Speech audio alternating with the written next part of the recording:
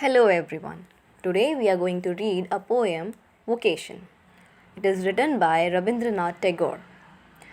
In this poem, a boy is going to his school, and in his way, he can see many people doing different kinds of work. जब हम भी बाहर जाते हैं, we can see many people जो अलग अलग काम कर रहे हैं.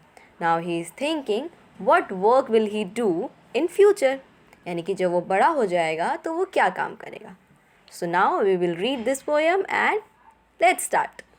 When the gong sounds 10 in the morning and I walk to school by our lane, every day I meet the hawker crying, bangles, crystal bangles. So जब घड़ी में 10 बज जाते हैं तो जब ये बच्चा अपने स्कूल की तरफ जा रहा होता है तो गली में उसको एक हॉकर मिलता है. जैसा कि आप देख सकते हैं यहाँ पर एक हॉकर है. दिस हॉकर इज़ क्राइंग यानी कि ये चिल्ला रहा है, अपनी चूड़ियाँ बेच रहा है. क्या बोलकर? Bangles, crystal bangles. यहाँ पर ये हॉकर तो एक अलग ही तरह की क्रिस्टल वाली बैंगल्स को बेच रहा है और जो ये बच्चा है ये भी इसको देखकर काफ़ी आकर्षित और अट्रैक्ट हो गया है. Now there is nothing to hurry him on.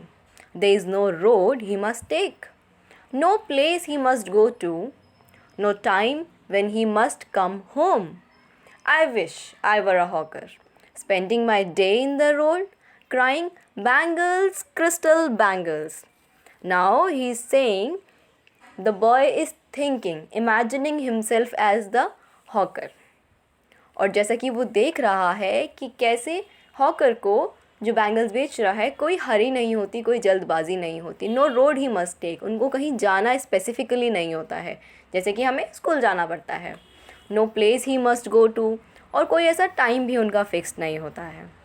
अब वो सोच रहा है कि काश मैं भी एक हॉकर होता और रोड पे मज़े से अपना दिन स्पेंड करता और चिल्लाता bangles, crystal bangles.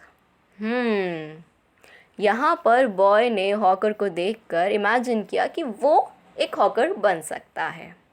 So let's see. When eight 4 in the afternoon I come back home from the school, I can see through the gate of that house the gardener digging the ground. At 4 p.m.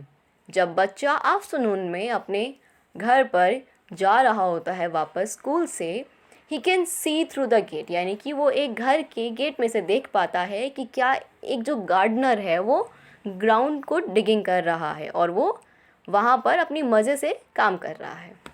He does what he likes with his spade. You can see वो अपने spade के साथ खुदाई कर रहा है. He soils his clothes with dust. Nobody takes him to task.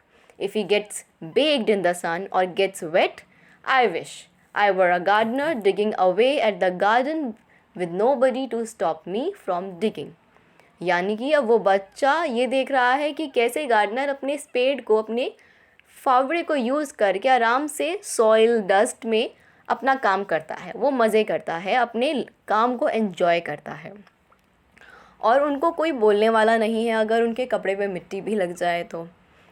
और वो बच्चा सोचता है अगर मैं गार्डनर होता तो कितना मज़ा आता कि मैं गार्डन में डिग कर रहा हूँ, पौधे उगा रहा हूँ और कोई भी मुझे रोकने नहीं आएगा टू स्टॉप डिगिंग, और ना ही कोई बोलेगा कि तुम्हारे कपड़े गंदे हो गए.